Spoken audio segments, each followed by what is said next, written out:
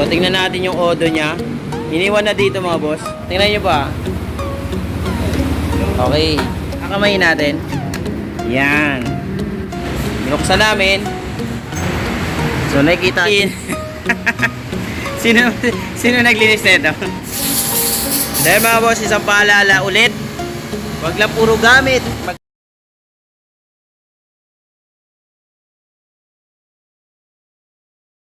What's up mga boss? Magandang gabi. Okay. So meron tayong customer dito. Yan. Soul I 115. Okay. Yan ang motor ni sir. So tingnan natin yung odo niya. Iniwan na dito mga boss. Okay. What?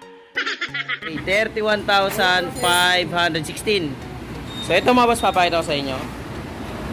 Tingnan nyo ba? Okay.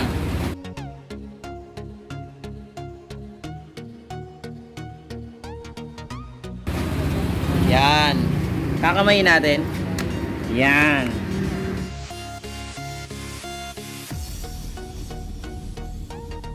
What? Anong problema nitong Mio Solai 115? Syempre ang gagawin namin dito is diagnose muna.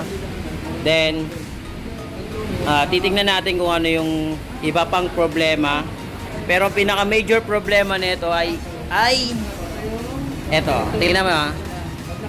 Yan. So, lusot. So, what's up mga boss? Ito na yung kagabi. Binuksan namin. Ito yung problema. So, nakikita nyo po yun. Yan. Nakita nyo yung laki. Ang laki na ng clearance nya. Yan. Yan. May mga gasgas na, hindi ko lang alam kung kita sa camera, pero may mga gasgas na siya mga boss. So ayan, ang dami niya ng gasgas. Malawag na siya mga boss. Ayan. Ayan, ang dami. Marami talaga siyang gasgas. Hindi na mabilang ang gasgas. Hindi na basta hairline. Hindi ito pwede balik. Wala na. Wala talagang pag-asa. Palit black na talaga. Sino naglinis nito? Wow! Wala tayong picture ng nang hindi malinis. Sayang. Sobrang linis na. Ayan na oh. Sobrang linis. So yan ang ginagawa dyan. Tinatanggal yung carbon. Yung naunang video ko. Ingat lang mga boss. Huwag niyong pabayaan yung change oil. Huwag lang puro gamit. Mag-maintenance din kayo.